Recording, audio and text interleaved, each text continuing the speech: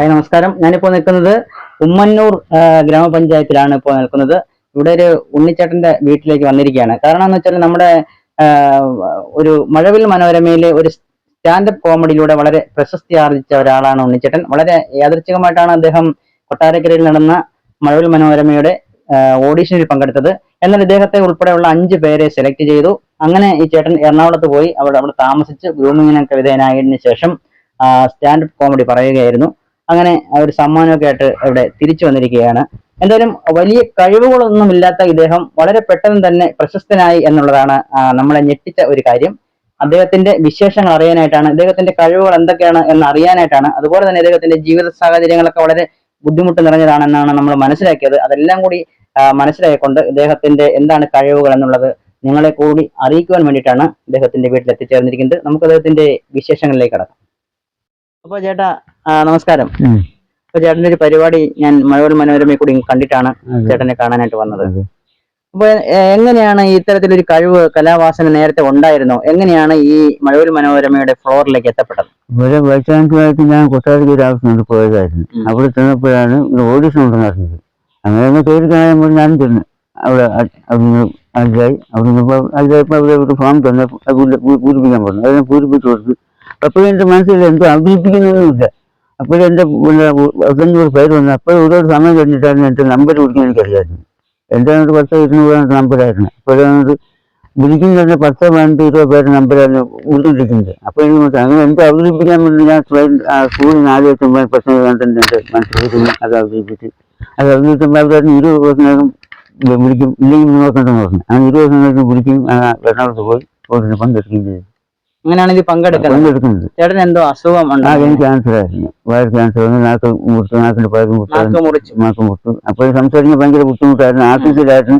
അപ്പൊ ആർട്ടിഫിഷ്യൽ ഡോക്ടറാണ് പറഞ്ഞത് ഈ സംസാരിക്കുന്ന ഡോക്ടർ എന്റെ കാര്യങ്ങൾ പറയുമ്പോൾ മനസ്സിലാവുന്നില്ല. അങ്ങനെ ഡോക്ടറെ ഞാൻ ചോദിച്ചു, അത് എന്ത് ചെയ്യണം ഞാൻ ഇച്ചിരി സംസാരിക്കുമ്പോൾ? അപ്പോൾ ഡോക്ടറെ പറഞ്ഞു പാടി ഇരുന്നാൽ ചെറിയ നാക്കിന് ഭാഗം തിരിഞ്ഞിരിഞ്ഞിരിഞ്ഞ് വരും. അപ്പോൾ അങ്ങനെ കുറച്ച് സംസാരം കഴിയും. അങ്ങനെ ഡോക്ടർ നിർദ്ദേശപ്രകാരം ഞാൻ പാടി നാക്കിനും കിട്ടി സംസാരിക്കാൻ പഠിച്ചു. അപ്പോഴും ഞാൻ പാട്ടും കാണാൻ പഠിക്കും. ആ പാട്ടാണ് അവിടെ പാടിയത്. ഇതിൽ നമ്മൾ മനസ്സിലാക്കേണ്ടുന്ന ഒരു കാര്യം, ഇദ്ദേഹം വളരെ വലിയ അപകടകരമായ ക്യാൻസർ എന്ന് പറയുന്ന ഒരു അസുഖം ഇദ്ദേഹത്തിന് പിടിപെട്ടു 2 വർഷത്തിന് മുമ്പ്, അല്ലെ? 2 വർഷത്തിന് മുൻപാണ് ക്യാൻസർ എന്ന് പറയുന്ന ഈ അസുഖം പിടിപെടുന്നത്. അത് നാക്കിലാണ് ഈ ക്യാൻസർ എന്ന് പറയുന്ന അസുഖം പിടിപെട്ടത്. അദ്ദേഹത്തിന്റെ നാക്ക് കുറച്ച് ഭാഗം മുറിച്ചു മാറ്റി.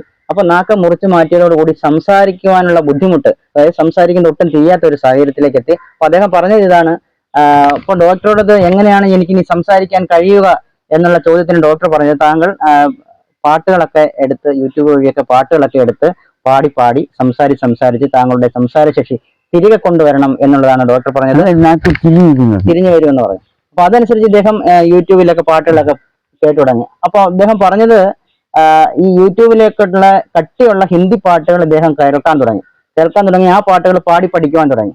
അങ്ങനെയാണ് ഹിന്ദി പാട്ട് പഠിക്കുവാനുള്ള അല്ലെങ്കിൽ പാടുവാനുള്ള ഒരു സാഹചര്യത്തിലേക്ക് വന്നതും അതിന്റെ ഈണവും താളവും ഒക്കെ മനസ്സിലായിക്കൊണ്ട് അദ്ദേഹം അങ്ങനെയാണ് ഹിന്ദി പാട്ട് പാടിയത്. അപ്പൊ അതാണ് ഇദ്ദേഹത്തിന്റെ പിന്നിലുള്ള ഒരു കഥ കൂടി എന്നുള്ളത് നമ്മൾ മനസ്സിലാക്കാതെ പോകരുത്. അതാണ് ഞാൻ നേരത്തെ പറഞ്ഞത്, വളരെ ബുദ്ധിമുട്ടുള്ള ഒരു സാഹചര്യത്തിൽ കൂടി, രോഗാതുരമായ ഒരു സാഹചര്യത്തിൽ കൂടി വന്നതിന്റെ ഭാഗമായിട്ട് കൂടിയാണ് ഇദ്ദേഹം ഈ മഴവിൽ മനോരമയുടെ ഓഡിഷൻ റൗണ്ടിലേക്ക് എത്തപ്പെട്ടതും അതിൽ നിന്ന് സെലക്ട് ചെയ്യപ്പെട്ടതും എന്നുള്ളതാണ്. അപ്പോഴേ ചേട്ടാ, നമ്മൾ ഈ കൊട്ടാരക്കര ഓഡിഷന് പങ്കെടുത്തല്ലോ. പങ്കെടുത്തതിന് ശേഷം നമ്മളെ വിളിച്ചു, എറണാകുളത്തേന് വിളിച്ചു. അവിടെ ചെന്നതിന് ശേഷം എന്തൊക്കെയായിരുന്നു? അവിടെ ഗ്ലൂമിങ് ചെയ്ത് ഹോട്ടൽ താമസമായിരുന്നു. രാവിലെ വരും, ഹോട്ടലിൽ നിന്ന് കൊണ്ടുവരും. അവിടെ സ്റ്റുഡിയോ വന്ന് ഗ്ലൂമിങ് വൈകിട്ട് കൊണ്ടുവരും. 5 ദിവസം അവിടെ ആയിരുന്നു. ഗ്ലൂമിങ് ചെയ്ത് ദിവസം കൂടെ എന്നെ സെലക്ട് ചെയ്തു പരിപാടി അവതരിപ്പിക്കാനായിട്ട്. ആദ്യമായിട്ടാണ് ഇത്തരത്തിലൊരു മത്സരത്തിൽ പങ്കെടുക്കുന്നത്? ആദ്യമായിട്ടാണ്. മുൻപ് ഇത്തരത്തിലൊരു പരിപാടിയിൽ പങ്കെടുത്തിട്ടില്ല. യാതൊരു വിധമായ കഴിവും ഇല്ലായിരുന്നു. ഈ കൊട്ടാരക്കരയിൽ മറ്റൊരു ആവശ്യത്തിന് പോകുന്ന സമയത്താണ് ഇങ്ങനെ ഒരു പരിപാടി അവിടെ നടക്കുന്നു, ഓഡിഷൻ നടക്കുന്നു മനസ്സിലായത്, അല്ലേ? അപ്പൊ ആ ഒരു പെട്ടെന്നൊരു ധൈര്യം അങ്ങനെ വന്നു, ഈ ഓഡിഷനിൽ പോവാന്ന് വിചാരിച്ചു. അത് എങ്ങനെയാണ് അങ്ങനെ ഇവിടെ ഇപ്പൊ ഈ കലാപരമായിട്ടുള്ള വാസനകളുള്ള ആളുകളാണ് ഈ ഓഡീഷനിൽ പങ്കെടുക്കുന്നതെന്ന് നമുക്ക് അറിയാമായിരുന്നല്ലോ. അപ്പൊ അങ്ങനെ മനസ്സിലാക്കി വെച്ചിട്ടും എനിക്ക് അങ്ങനെ ഒരു കഴിവില്ലെന്ന് മനസ്സിലായിരുന്നിട്ടും എന്തുകൊണ്ടാണ് അവിടെ പോകാനുള്ള അല്ലാതെ നമുക്ക് പ്രത്യേക ഒരു സ്റ്റേജിലെ ഒരു പാട്ടോ ഒന്നും അവര് വീട്ടില്ല. പിന്നെ അപ്പോഴത്തെ ഒരു പോയി അപ്പോഴത്തെ ഒരു മാനസികാവസ്ഥ തോന്നി, അവിടെ പോകണം തോന്നി, അങ്ങനെ പോയി. നമ്മളെ സെലക്ട് ചെയ്തു, നമ്മളെ പറ്റി എല്ലാ കാര്യങ്ങളും അവർ ചോദിച്ച് മനസ്സിലാക്കി.